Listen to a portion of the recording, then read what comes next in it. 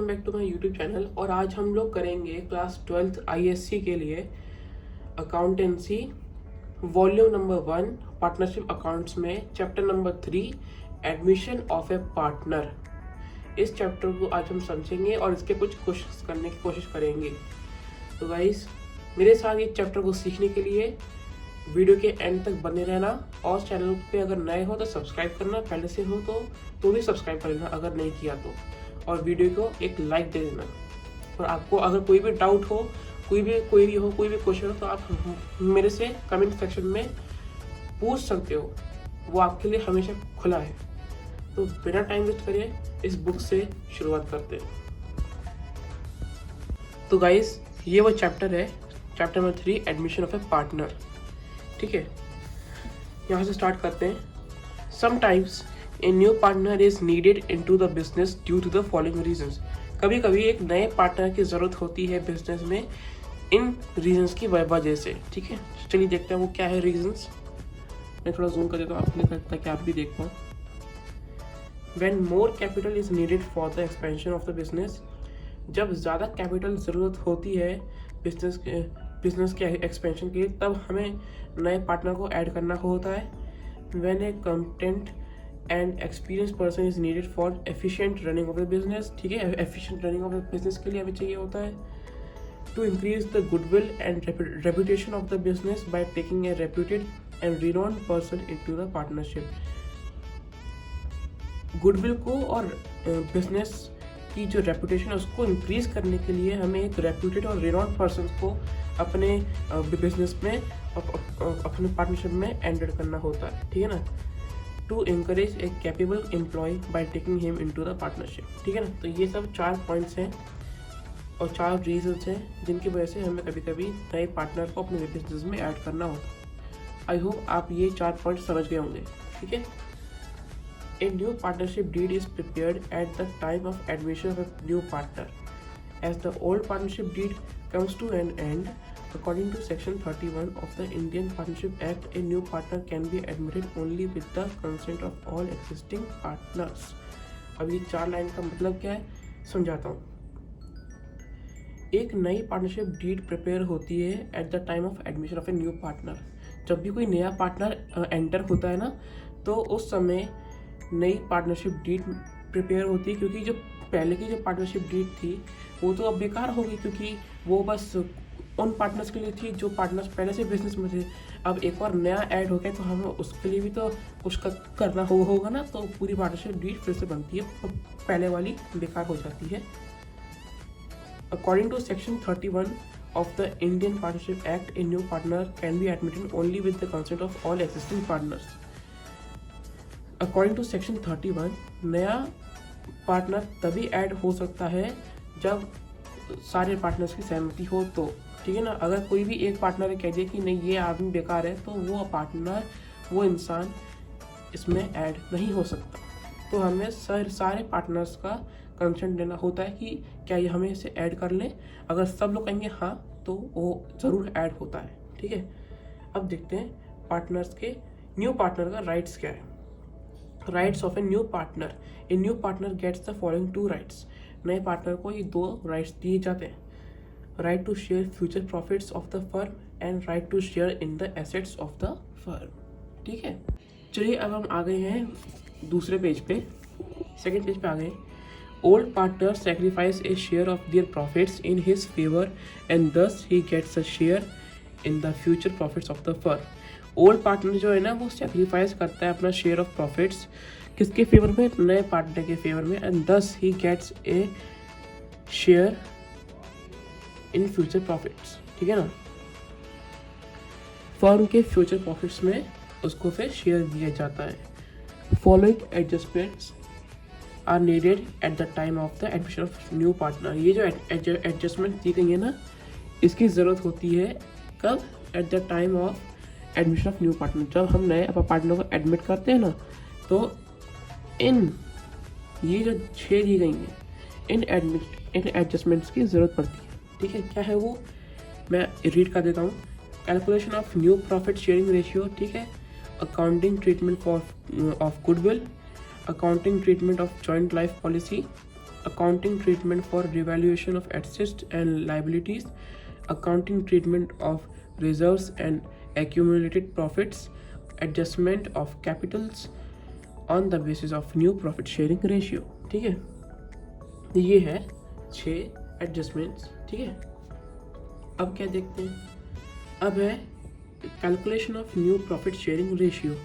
मैं आज आपको ये दिखाने वाला हूँ, इस पे बेस्ड क्वेश्चन करेंगे आज हम लोग, ताकि आपको और अच्छे से सब चीज़ क्लियरली समझ में आ जाए. ठीक है, और अगर आपको और कोई डाउट होगा तो आप कमेंट्स में पूछ लेना, मैं उस पर फिर से एक वीडियो बना दूंगा. कोई टेंशन की बात ही नहीं है. ठीक है, calculation of new profit sharing ratio ये है. अब वाइज देखिए, ये सब तो उसमें जो दिया गया है वो सब ठीक है, रीड करने के लिए अच्छा है, समझने के लिए ठीक है.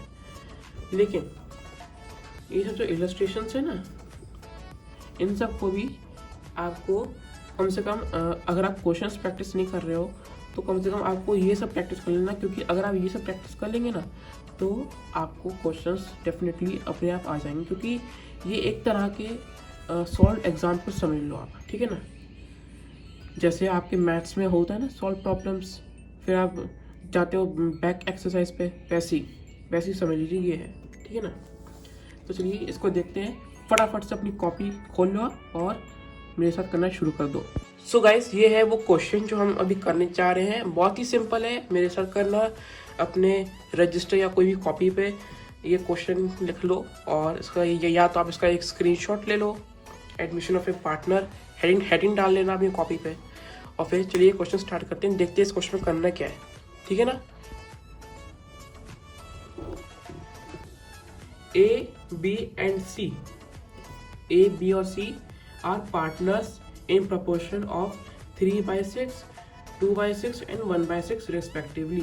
A, B और C ये 3 लोग हैं जो कि पार्टनर्स हैं इन proportion of 3/6 A के लिए, 2/6 B के लिए, 1/6 C के लिए, क्योंकि रेस्पेक्टिवली दिया गया तो सबके लिए एक एक है. ठीक है. D, ये क्या चीज़ है भैया, अब देखते हैं ये क्या.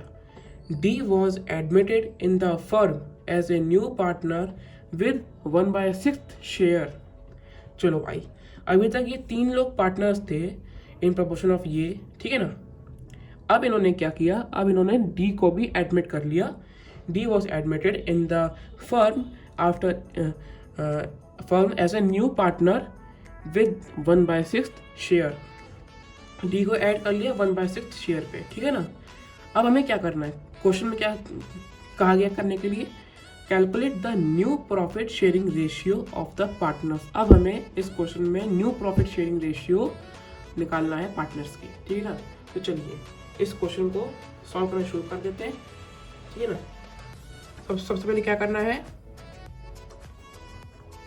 ऐसे एरो डाल लेना. ठीक है ना. मैं थोड़ा सा जूम थोड़ा सा कर देता हूँ इतना. ठीक है.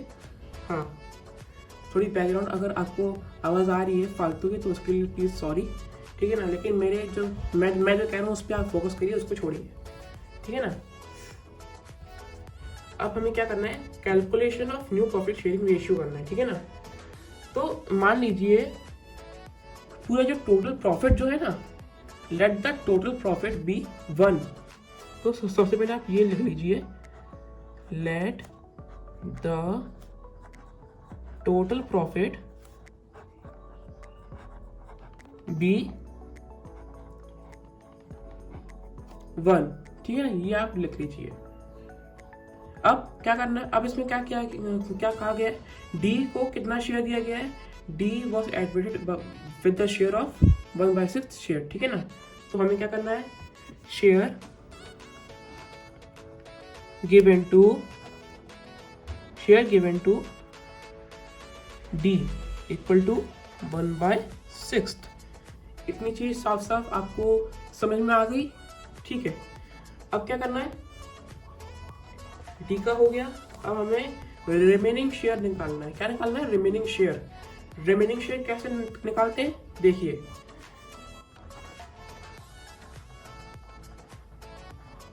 रिमेनिंग शेयर निकालने के लिए आपको जो टोटल प्रॉफिट है उसको माइनस करना होगा जो शेयर दिया गया है नए पार्टनर को। ठीक है, क्या करना है, टोटल प्रॉफिट 1 माइनस 1/6, ये आपको करना है। ठीक है ना, समझ में आ गया? क्या आएगा, इक्वल टू 5/6। ठीक है ना, बहुत आसान था, इतना समझ में आ गया आपको? यहाँ तक जो मैंने अभी निकाला, थोड़ा मैं ऐसे कर देता हूँ,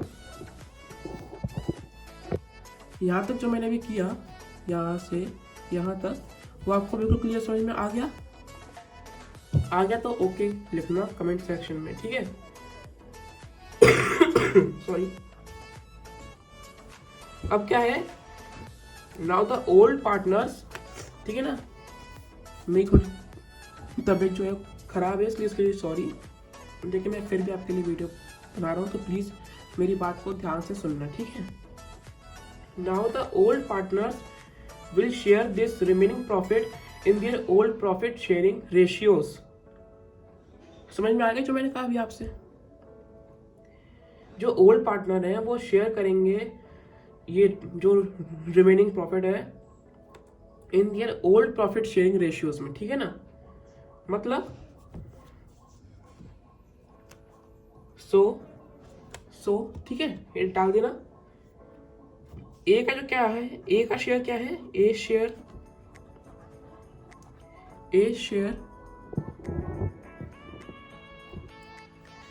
शेयर इक्वल टू,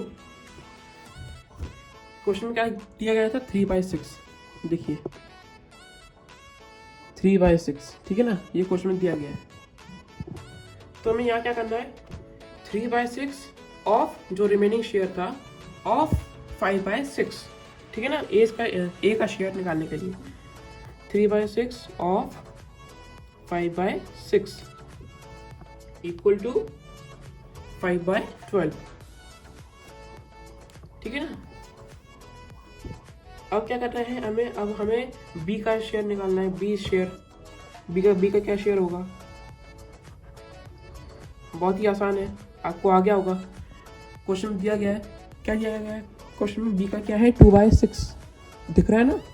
ठीक है, तो 2/6 of remaining share 5/6 equal to 5/18, इतना आ गया। ठीक है, अब क्या है, सी का शेयर निकालना है। निकालना नहीं है, मतलब करना है, मतलब जैसे हाँ मतलब निकालना ही है। तो सी का शेयर क्या है, क्या होगा, अभी क्वेश्चन में क्या दिया गया था, 1/6। ठीक है ना, 1/6 ऑफ 5/6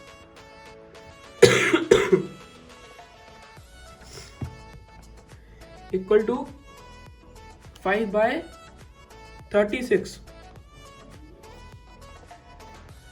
अगर आपको इसमें कोई भी कंफ्यूजन हो कि मैंने गलत किया सही किया, तो आप इसको अपने आप भी कैलकुलेट कर सकते हो, अपने आप भी एक रफ कॉलम में आप इसको सॉल्व कर सकते हो, तो फिर आप देख सकते हो। ठीक है, ये आ गया आपका ए का शेयर, बी का शेयर, सी का शेयर, और डी का तो शेयर था ही।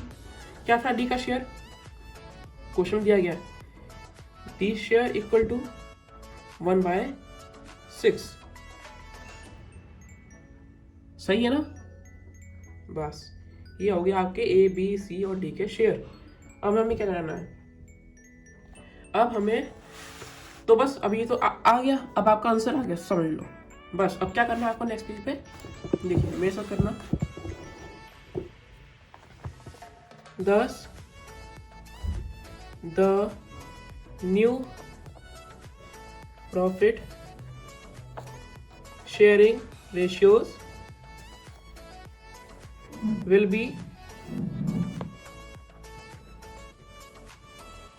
be what, will be जो हमने यहाँ किया था solve, will be this 5/12 ratio 5/18 ratio 5/36 ratio 1/6। ये आपका आ गया रिमेनिंग और new profit sharing ratios of A, B, C and D। ठीक है, अब कैसे करना है इसमें, ये इतना समझ में आ गया यहाँ तक, ठीक है। अब यहाँ तक समझ में आ गया ना, अब इसको वहीं पे छोड़ दो। अब यहाँ से देखो, ये जो है इसको हमें क्या करना है, इसका ऐसे किया, ये सब आपको आता ही होगा, सिखाने की जरूरत नहीं है, बहुत आसान है ये सब, ठीक है ना। इसका हो जाएगा ये रेशियो, ये रेशियो, ये एंड ये क्या हो गया, ये हो गया, मतलब 15:10:5:6, ठीक है ना। तो ये आपका आ गया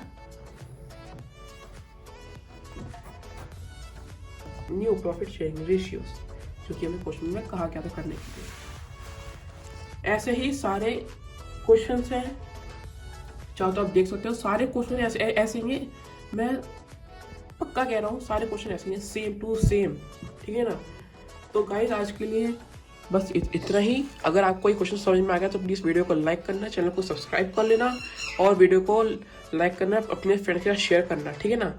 और मेरा फेसबुक पेज जो है ना ICSE solutions bye Aditya Dhakre, उसको भी लाइक कर लेना, ताकि कोई भी अगर मैं नई पोस्ट जो डालता हूँ ना, जो मैं यूट्यूब पर नहीं डालता हूँ, तो मैं कभी कभी अपने चैनल पर डाल देता हूँ, ठीक है ना। तो उसको भी फॉलो कर लेना और मेरे को इंस्टाग्राम पे फॉलो कर लेना @it's आदित्य धाकरे, ये मेरा यूज़र नेम है, ठीक है। तो इसी के साथ मैं अपनी वीडियो को एंड कर रहा हूँ। आई होप आपको मज़ा आया होगा ये क्वेश्चन देखने में, सीखने में। Like, share, subscribe. Thanks for watching.